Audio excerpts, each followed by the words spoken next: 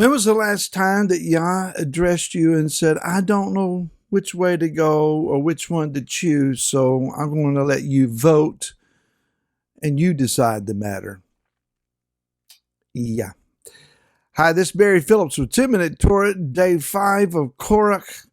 We are ending today this exciting, what's the word that I'm looking for? A thrill ride of events that takes place in the Torah portion, Qorach. Everything from rebellion and severe judgment to a plague breaking out and Aaron stopping it with a merciful stance with the censer, the fire pan, and we come to chapter 17. The people are still mumbling and grumbling. It's maybe not as loud, but you can still hear faintly in the shadows that kind of stuff going on.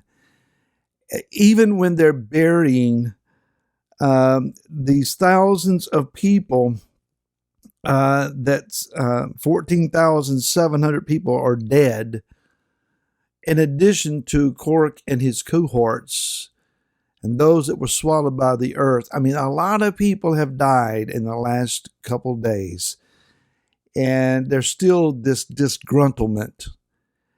And one might think, well, maybe we need to hold new elections. That's what certain countries do when society seems to be unraveling and there is general unrest and mistrust in the government. When governments begin to deteriorate and their alliances begin to fall apart, they'll call for new elections, especially those countries with prime ministers.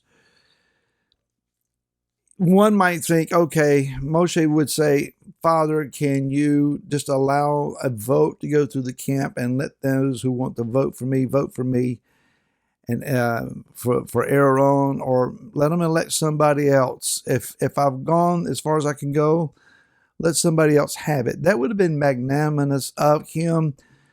But Yah didn't ask for a new election or even consider the need of asking anyone in the camp of Israel their opinion. You see, when Yah chooses, he's not interested in what we think. Now, we may get our feelings hurt about that a bit, but the actual reality is he doesn't even want us to make a nomination. We don't get to vote to choose our leadership. Well, Barry, what about all of those that have stepped in roles of leadership and they weren't qualified and they didn't have the right heart and so forth? Anyone who claims to be a leader, who wants to step up to that level of not just authority, but responsibility and accountability. And let's tie those three words together. If you want leadership authority, then there has to be accountability and there has to be responsibility. And you have to be one who is a shepherd who cares more for the sheep than your own personal welfare.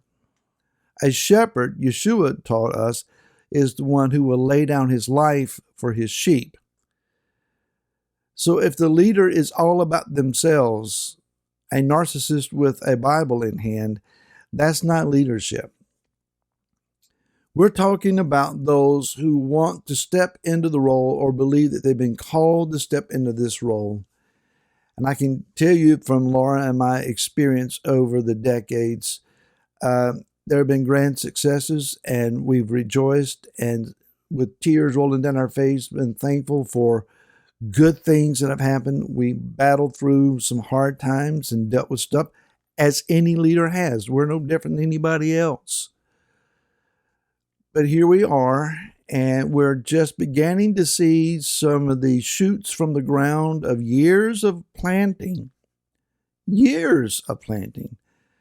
And you have to be willing to wait out the long term. Enough of all of that. Okay, so in chapter 17, Yah says, this is going to settle the argument.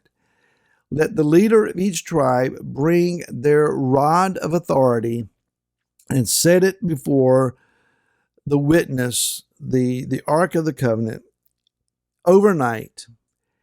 And on the next day, I will reveal who I have chosen. And so Aaron's rod, his name was placed on it, his tribal name, and they went in and they placed it there. The next morning, everyone else just took a stick, a rod back out. But Aaron's rod had not only budded, but brought forth buds and blossoms and bore ripe almonds.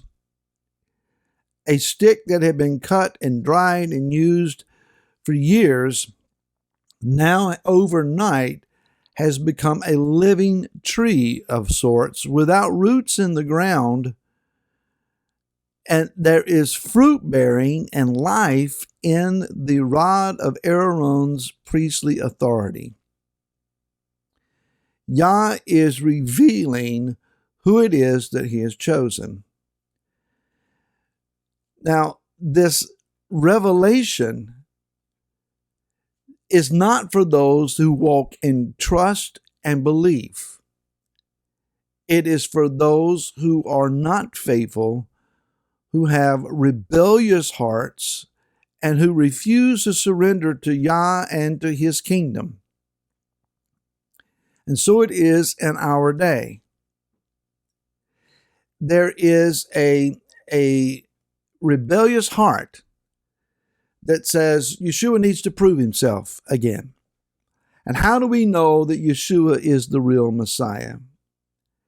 And I've had these conversations with those that have become so studious and so enlightened in their pursuit of understanding and knowledge of Torah that they've come to the wise and profound conclusion that Yeshua is just a man. He's not the Messiah, and he disregards the Torah. He only gives token response to it. Been there, wrestled through that, and I can tell you without a shadow of a doubt, Yeshua is authentic, the very real Messiah, and there is none other beside him. So we're too late to start those arguments as far as I'm concerned. If we go over to the book of Luke, in Luke chapter number 11, verse 28 and following says, he said, blessed or rather are those who are hearing the word of Elohim and watching over it. And while the clouds were thronging, he began to say, this generation is wicked. It seeks a sign, and no sign shall be given to it except the sign of Jonah the prophet. For as Jonah became a sign to the Ninevites, so also the son of Adam shall be to this generation. And we understand that he is referencing here the fact that he would be 3 days and 3 nights in the earth and yet would be raised up from the dead. He says that the sovereigness of the south, the queen of Sheba, shall also rise up in the judgment with the men of this generation and condemn them, for she came from the ends of the earth to hear the wisdom of Solomon. And look, a greater than Shlomo is here. And the men of Nineveh shall rise up in judgment with this generation and condemn it, for they repented at the preaching of Jonah. And look, a greater than Jonah is here. He's saying that there were those that did not have the scriptural training that you have, and yet they believed and repented and turned. And you have the knowledge you need to know who I am, and you are too willing to close your eyes and reject me. Rav Shaul referenced this in 1 Corinthians chapter 1. He says in verse 20, where is the wise? Where is the scholar? Where is the debater of this age? Has not Elohim made foolish the wisdom of this world? For since in the wisdom of Elohim, the world through wisdom did not know Elohim, it pleased Elohim through the foolishness of preaching to save those who believe. And since Yehudim ask a sign and Greeks seek wisdom, yet we proclaim Messiah impaled, to the Yehudim a stumbling block, and to the Greek foolishness. But to those who are called, both Yehudim and Greeks, Messiah, the power of Elohim and the wisdom of Elohim. You want to deny Yeshua? Go ahead. It's foolishness. It reveals that your knowledge is imperfect. But we choose Messiah, Yeshua, and we need no further signs. Shabbat Shalom. May Yeshua come and dwell with you in his power and his presence as you celebrate the day of rest with him. May he fill you with his presence, his light, and the enlargement of your soul to receive the authority of His Word. Thank you for all you do for Remnant of Israel, and we hope to see you again next week. Until then, Shabbat Shalom.